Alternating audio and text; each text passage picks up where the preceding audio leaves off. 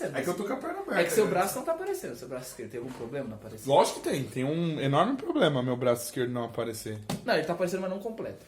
Não, tem que aparecer completo. Eu não sou mutilado.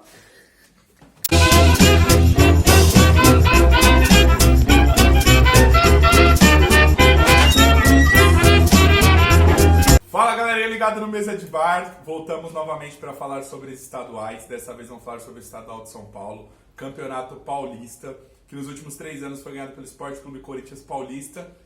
Como teremos o Campeonato Paulista esse ano? Tem favorito? Corinthians é tetra, São Paulo debuta depois de 15 anos, Palmeiras, Santos, Bem equilibrado, né? Red Bull surpreende, vamos lá. Então, eu vejo nos campeonatos recentes o de 2020 o mais equilibrado, tecnicamente. Temos um Corinthians mudando a forma de jogar depois de muito tempo, uma forma mais ofensiva, uma forma mais moderna, com o Thiago Nunes. Tem a questão do Palmeiras com o Luxemburgo, um técnico que já foi vitorioso pela equipe, porém um Palmeiras instável, com muitas mudanças de técnico nos últimos anos, mas com um técnico vitorioso. Aliás, no último título do Palmeiras no Campeonato Paulista, o técnico era o Luxemburgo.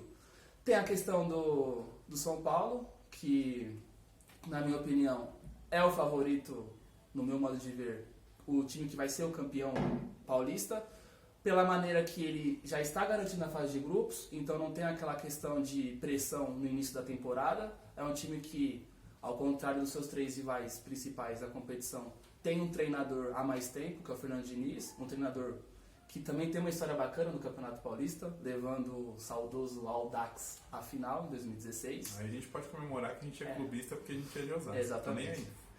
Aí tem a questão do elenco, um elenco forte que tem potencial e não mostrou todo esse potencial em 2019. Então eu vejo o São Paulo um pouco à frente dos seus rivais. E tem o Santos, que é uma equipe que tinha tudo para ser a grande favorita desse Campeonato Paulista 2020, mas que perdeu o Sampaoli, também perdeu seu zagueiro, o principal zagueiro do Santos nos últimos anos, que é o Gustavo Henrique, perdeu o seu goleiro para o Grêmio, que é o Vanderlei. Então é uma equipe enfraquecida, uma equipe que não está indo ao mercado para buscar reforços, mas tem um técnico que é um técnico português, um técnico vitorioso na Europa, porém é só o técnico, a grande novidade do Santos. Então eu vejo o São Paulo favorito. Lembrando que o Santos vai perder o Soteldo, é um dos jogadores mais importantes, camisa 10, em alguns jogos referente ao pré-olímpico, né? Bom, acho que o Palmeiras ele ainda continua mantendo um elenco superior aos demais, porém aquele degrau que a gente tinha lá, por exemplo, em 2019, que eu considerava o Palmeiras aqui e os outros times aqui, esse degrau ele foi diminuído. Então, acho que não tem favorito, mas eu acredito que em questão de elenco, o Palmeiras ele tem um elenco melhor. Tem que salientar que o Corinthians ele joga pré-Libertadores, e aí o que acontece? Os jogos do Corinthians da pré-Libertadores são pós-clássicos, tá? Então é importante salientar isso, então talvez o Corinthians ele pode ter um pouco de dificuldade. Além do mais, como é o atual tricampeão e dinastias são feitas para serem quebradas, e eu até tenho não nada contra o Corinthians ou qualquer outro clube que tenha dinastias, mas eu particularmente não gosto, seja em qualquer campeonato, como está acontecendo o Hamilton na Fórmula 1, nem vou dizer a Mercedes, que a Mercedes sim, mas o Hamilton na Fórmula 1, o New England Patriots estava fazendo no futebol americano, o Corinthians está fazendo aqui no Campeonato Paulista, enfim, dinastias eu sou contra, elas são feitas para serem quebradas. Ano que vem, na Fórmula 1, né, esse ano, perdão, tem a chance de ser quebrada, New England Patriots já quebrou, então provavelmente o Corinthians, eu acredito que se fosse para apostar assim só, sem análise nenhuma, de Corinthians não vai ser campeão, mas pode ser, tá? Mas eu acredito que o Palmeiras ele seja o time que tenha o elenco mais encorpado, mas é aquela coisa, né? O São Paulo é o time que há mais tempo não ganha e entre os rivais é o que está com a menor quantidade de títulos. Então, o torcedor tricolor pode ficar animado aí, então, com o Fernando Diniz, quem sabe. Uma vantagem para o Corinthians tentar o tetra é o fato de ter muitos nomes novos, né? E aí eu vou lembrar de uma ideologia do Ferguson. O Ferguson, quando ele ganhava um título com o Manchester United, ele sempre contratava na temporada seguinte, justamente para encorpar a equipe, não só tecnicamente, mas sim com a fome de vitória.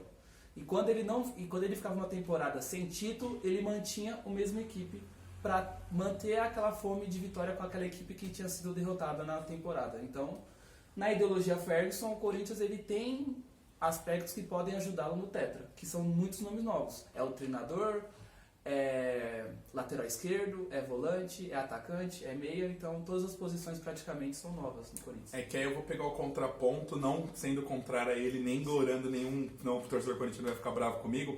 Só que pensa o seguinte, o Thiago Diniz ele veio de um clube que não era do tamanho do Corinthians.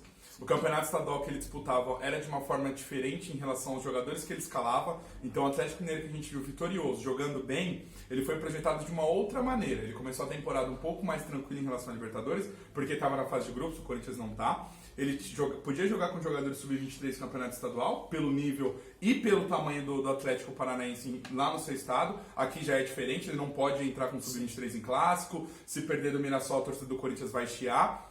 Por todos esses motivos, a tendência é que o Corinthians ele não avance como vai avançar os seus rivais de forma mais tranquila. Lembrando que Santos, Palmeiras e São Paulo estão na fase de grupos da Libertadores. O Corinthians vai disputar após clássicos esses mata-matas.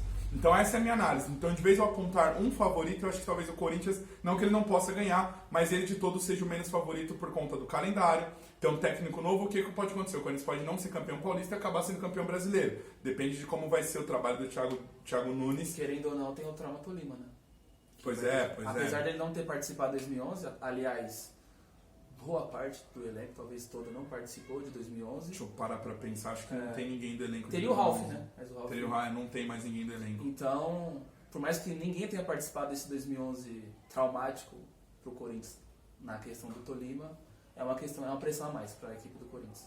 E aí o Fernando Diniz, eu acho que consegue desenvolver, mas se eu fosse pra apostar, eu não consigo apostar em alguém, eu consigo talvez... Eu digo que é o ano do Diniz. Se ele realmente é um técnico que todos projetam ou projetavam, o ano de 2020 é o que ele tem que provar, porque ele tem bons jogadores, tem um suporte que é o São Paulo, então não tem desculpas. Não tem desculpas. E surpresas podemos ter? Eu citei o Red Bull no nome, só que a gente vai falar dos 4 grandes sempre. Lembrando que o Campeonato Brasileiro desse ano são 5 paulistas. E aí o 5º paulista, que pra mim pode ser a surpresa, que é o Red Bull Bragantino. Que é uma equipe que está no grupo do Corinthians, é uma equipe que está se reforçando a todo instante. Praticamente a cada 2-3 dias o Red Bull anuncia uma contratação. Recentemente anunciou o empréstimo do Lucas Cândido, que é um jogador do Leipzig, que também é Red Bull, ou seja, tem uma familiaridade dos Red Bulls. E é uma equipe jovem, uma equipe com bons nomes, como o Arthur, destaque do Bahia no Campeonato Brasileiro de 2019. Então eu vejo com muito bons nomes a questão do Red Bull, que está atrás de um técnico ainda. Importante salientar também. Bom, é isso, galerinha. Acho que teremos o Campeonato Paulista mais equilibrado dos últimos tempos. Tomara que sejam bons jogos, marcado mais por polêmicas dentro de campo do que fora de campo, em relação a declarações contra a federação, né, em relação a contra o VAR, porque o VAR ele não está dentro de campo, vamos lembrar, né, o VAR ele é uma parte externa do jogo que ele influencia dentro de campo. Então que tenhamos, sei lá, provocações, gols, golaços, enfim, e seremos de um campeonato bacana, que é o campeonato de maior nível disparado dos estaduais. Assim, disparado, não é que é o melhor, é disparado pra mim o campeonato melhor. Tanto é que, se você pegar pra olhar nos últimos, sei lá, vou chutar, 25 anos, os paulistas sempre foram a maior quantidade de clubes representados na Série A. Não tenho nem dúvida de errar. Porque se o Carioca teve, foram sempre os 4, mas sempre tem a Ponte Preta, tem o Red Bull, já teve o Barueri, né? Santo André. Então, assim, é o campeonato mais de maior nível técnico, então a gente espera um bom campeonato. Beleza? Deixa aquele like maroto, se inscreva no canal, um grande abraço, valeu!